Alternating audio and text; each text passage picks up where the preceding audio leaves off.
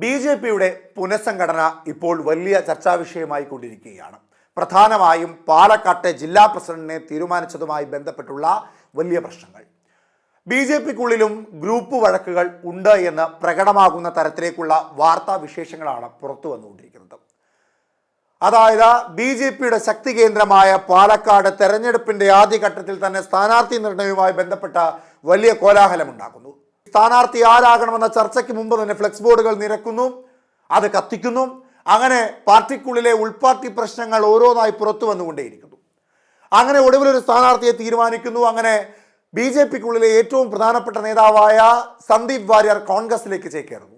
ഇപ്പോൾ കോൺഗ്രസിന്റെ വക്താവായി ഇനി മുതൽ മാധ്യമ ചർച്ചകളിൽ ഒരു കാലത്ത് ബി.ജെ.പിയുടെ ശബ്ദമായി മുഴങ്ങിയ സന്ദീപ് വാര്യർ ഇനി കോൺഗ്രസിന് വേണ്ടി സംസാരിക്കും. അങ്ങനെ ബി.ജെ.പിയുടെ ഉൾപാർട്ടി പ്രശ്നങ്ങൾ പ്രകടമായി പൊട്ടിത്തെറിക്കുന്ന സാഹചര്യങ്ങൾ ഓരോന്നായി പുറത്തു വന്നുകൊണ്ടേയിരിക്കുകയാണ്. ഇപ്പോൾ ബി.ജെ.പിയുടെ അധ്യക്ഷൻ ആര് എന്ന ചോദ്യത്തിന്റെ ബലം വർദ്ധിക്കുകയാണ്. പുനഃസംഘടനയുമായി ബന്ധപ്പെട്ടുകൊണ്ട് ജില്ലാ പ്രസിഡന്റുമാരെ തീരുമാനിക്കുന്നതിൽ ഒരു അന്തിമ രൂപം വന്നിരിക്കുന്നു.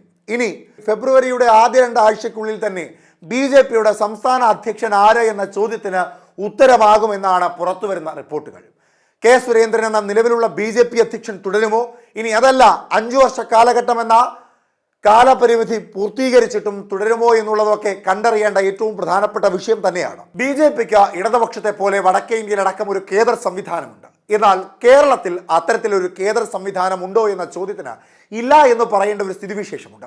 RSSന്റെ ഇടപെടലിലൂടെ എല്ലാ പ്രശ്നങ്ങൾക്കും പരിഹാരം കണ്ടെത്തേണ്ട ഒരു സ്ഥിതിയിലേക്ക് ബി.ജെ.പിക്ക് ചില ഘട്ടങ്ങളിൽ മാറി നിൽക്കേണ്ടതായിട്ടുണ്ട്.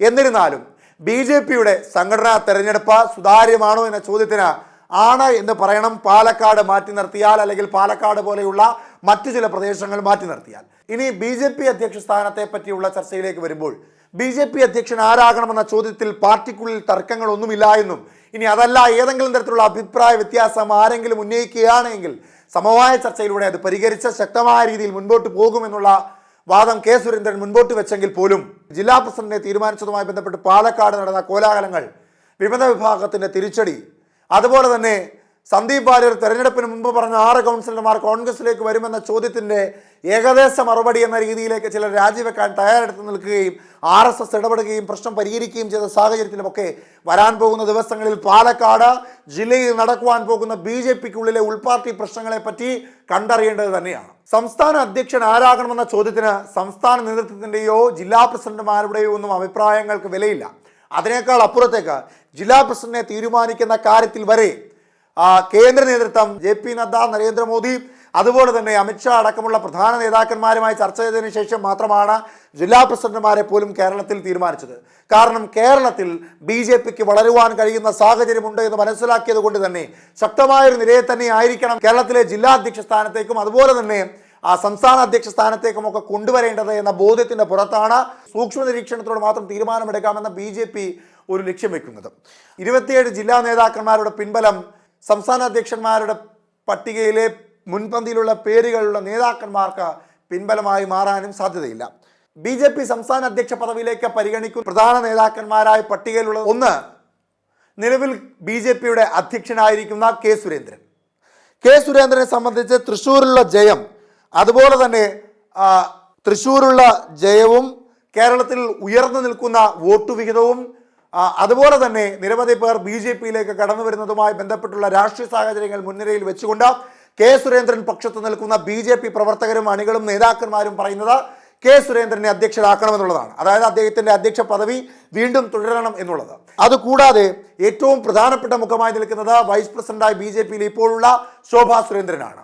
പാലക്കാട് ശോഭാ സുരേന്ദ്രനെ സ്ഥാനാർത്ഥിയാക്കി മത്സരിപ്പിക്കണമെന്ന വാദം ശക്തമായതിന് തൊട്ടു പിന്നാലെയാണ് ശോഭാ സുരേന്ദ്രനെ സ്ഥാനാർത്ഥിയാക്കണമെന്ന ഫ്ലെക്സ് ബോർഡ് കത്തിക്കുകയും ശോഭാ സുരേന്ദ്രനും കെ സുരേന്ദ്രനും തമ്മിലുള്ള ഉൾപാർട്ടി പടലപ്പിണക്കങ്ങൾ സജീവമായി പുറത്തു വരികയും ചെയ്തത്.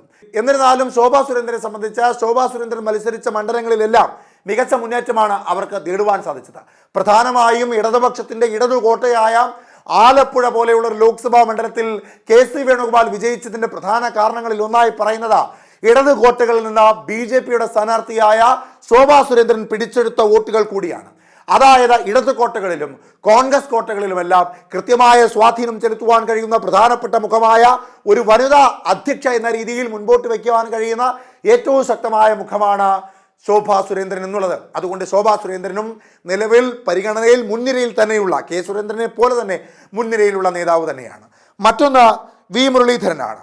കേന്ദ്രമന്ത്രിയായി പദം അലങ്കരിച്ചിട്ടുള്ള വി മുരളീധരന് ജനങ്ങൾക്കിടയിലുള്ള സ്വാധീനം വലുതാണ്. കൂടാതെ ജില്ലാ അധ്യക്ഷ സ്ഥാനത്തിരിക്കുന്ന നേതാക്കന്മാരുടെ എല്ലാം പിൻബലവും ഭൂരിഭാഗം പിൻബലവും വി മുരളീധരൻ ലഭിക്കുവാനുള്ള സാധ്യതയും തള്ളിക്കളയുവാൻ കഴിയില്ല. തൃശ്ശൂരിലെ ജയമാണ് കെ സുരേന്ദ്രൻ മുൻപോട്ട് വെക്കുന്നതെങ്കിൽ പോലും തൃശ്ശൂരിലെ ജയം സുരേഷ് ഗോപിയുടേതാണെന്നും അത് സുരേഷ് ഗോപിയുടെ വ്യക്തിപ്രഭയ്ക്ക് കിട്ടിയതാണ് എന്നൊരു വാദം അവിടെ ഉയരുന്നത് കൊണ്ട് തന്നെ കെ സുരേന്ദ്രന് തൃശ്ശൂരിലെ വിജയത്തിന്റെ പിൻബലം ഉണ്ടാകുവാനുള്ള സാധ്യത കുറവാണ്. കൂടാതെ BJPക്ക് കേരളത്തിലുണ്ടായ വോട്ട് വർധനവിന്റെ പ്രധാന കാരണമായി ചൂണ്ടിക്കാട്ടുന്നത് നിലവിലുള്ള സർക്കാർ വിരുദ്ധ വികാരവും അതോടൊപ്പം തന്നെ കോൺഗ്രസ് ഉള്ളിലെ പടലപ്പിണക്കങ്ങളും ഒക്കെ കൊണ്ട് BJPയെ കൂടി പരീക്ഷിക്കാമെന്നുള്ള ജനങ്ങളുടെ ഒരു ചിന്താധാരയാണ്. അതുപോലെ NSSന്റെ പിന്തുണ, SNDPയുടെ പിന്തുണ, അത്തരത്തിലുള്ള സാമുദായിക പിന്തുണകളൊക്കെ കൂടിയാണ് BJPയുടെ വോട്ട് വർധനവിന്റെ പ്രധാന കാരണമല്ലാതെ കെ സുരേന്ദ്രൻ അധ്യക്ഷനായിരുന്നു കൊണ്ട് BJPയുടെ സമര പോരാട്ടങ്ങൾ ഒന്നും തന്നെ അല്ല എന്ന വാദവും അവിടെ ശക്തമായി വരുന്ന സാഹചര്യത്തിൽ കെ സുരേന്ദ്രൻ മാറുവാനുള്ള സാധ്യത ഏറെയാണ്. എന്നാൽ തെരഞ്ഞെടുപ്പ് വരുന്നതിന് മുമ്പ് മാറ്റേണ്ട എന്നൊരു തീരുമാനം KPCC അധ്യക്ഷനായ കെ സുരേന്ദ്രനെ മാറ്റേണ്ട എന്നൊരു തീരുമാനം ഹൈക്കമാൻഡ് എടുത്തതുപോലെ ഇദ്ദേഹത്തെ മാറ്റേണ്ട എന്നൊരു തീരുമാനം BJPയുടെ കേന്ദ്ര നേതൃത്വം എടുത്താൽ കെ സുരേന്ദ്രൻ തന്നെ തുടരാനും സാധ്യതയുണ്ട്.